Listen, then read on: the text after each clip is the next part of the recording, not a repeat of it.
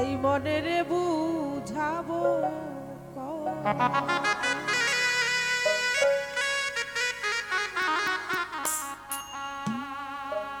যে পথেতে মরণ ফাঁসি, যে পথেতে মরণ ফাঁসি, সেই পথে মন সদাই রত।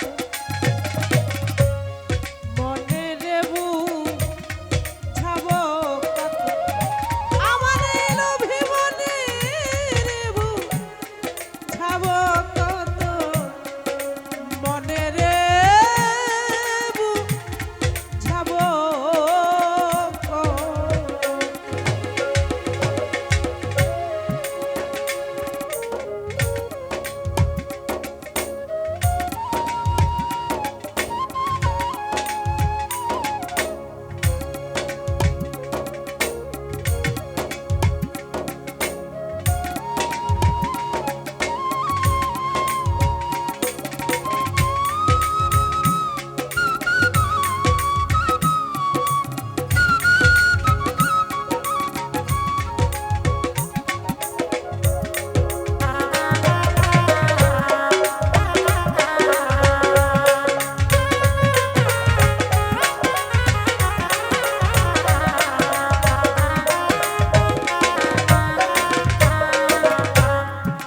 যে জলেতে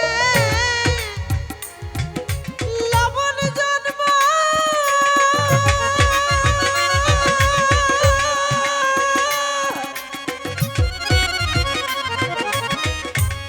সেই জলে লবণ গলে যায়, যে জলেতে লবণ জন্ম, সেই জলে লবণ গলে যায়, তাইতে আমার মন মনোরায়,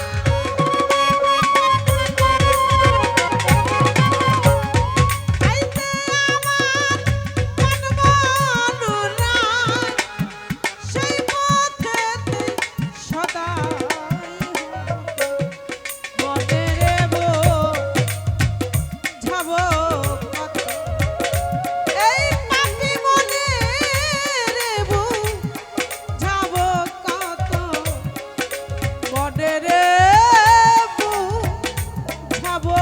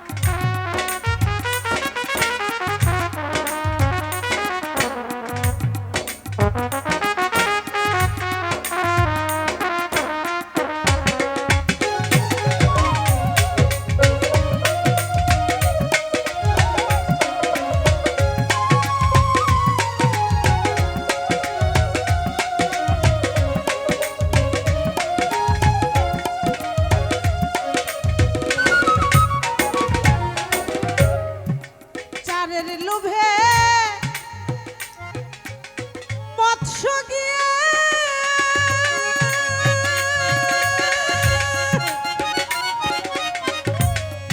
অমনে যে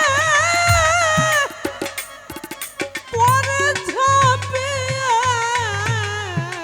বাজান, আমরা যেই পথ দিয়ে এই দুনিয়াতে আসি সেই পথটাকে আমরা চিনি না, সেই পথে আমরা বেশি আঘাত করি, কোনোদিন ওই পথটাকে আমরা সম্মান করি না, কখনো ওই পথটাকে আমরা তাজিম করি না। যদি ওই রাস্তাটাকে চিনতাম, ওই রাস্তাটাকে সম্মান করতাম, চিনতাম, বুঝতাম, তাহলে আমি আমাকেও চিনতাম, আমি আমাকেও রক্ষা করতে পারতাম। তাই সাইজি বলেছে, ওরে চারের লোভে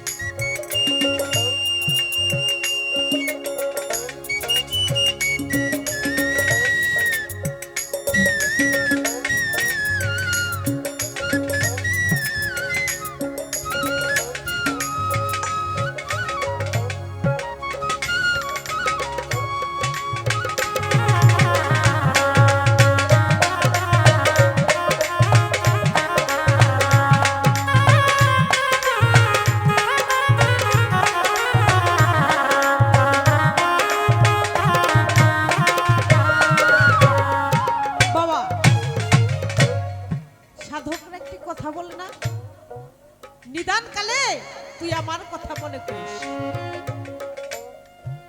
কি রাজু ভাই, নিদান কালে তুই মুর্শিদের রূপটা স্মরণ করিস, তুই কখনো বিপদগ্রস্ত হবি না, তুই তোর মালিক রে স্মরণ করিস। বলছে মুর্শিদ নাম যার হৃদে ভরা, তার ভরা কি যায় রে মারা। এটা কোন মরণের কথা বলছে একটু খেয়াল করতে হবে। সাইজি বলেছে যখন তুমি পারা পারে যাবে, তোমার এই দেহে যখন ঝড় সৃষ্টি হবে, তুমি যখন মাঝি হয়ে এই নৌকার হাল ধরবে, এই মরণ ফাঁদে যেন তোমাকে না মরতে হয়, তুমি শুধু ওই সময় আমার রূপটা একটু খেয়াল করবে। বাবা, এই পারাপারটা কি একটু বুঝতে হবে। এই পারাপারে গিয়ে যেন আমি না মরি, তাহলেই আমি কি হব, আমি মরেও অমর থাকবো। যেমন আমার আকবর চান, তিনি মরেও অমর। আজকে দেখেন কত মানুষ আমার বাবার দরবারে। আচ্ছা ছোট করে বাজাও। আমার আকবর চান কি আপনাদেরকে টাকা দিছে যে তোমরা আমার কাছে আসো, নাকি কোনো লোভ দেখাইছে তোমরা আমার দরবারে আসো? কেউ আপনাদেরকে ডাইকে নিয়ে আসছে? হয়তো কেউ দাওয়াত পাই আসছেন, কেউ খবর শুই নাও আসছে। এটা কেন আসছেন? দরবারকে মহব্বত করে ভালোবেসে। এই মহব্বতটা পয়দা করছে কেমন করে? সে নিজেকে সাধনা করে, ভজনা করে, গুরু কর্ম করে একজন সাধক হয়েছে। আর এই সাধক যখন একটা মানুষ হয়, তখন তার পরিচয় নিজের হইতে হয় না, আপনা আপনি মালিক তাকে পরিচয় করিয়ে দেয়। এটাকে বলে মরেও অমর। এই অমরত্বটা লাভ করতে গেলে বাবা আগে নিজেকে বাঁচতে হবে। সিরাজ সাইদার বেশের বাণী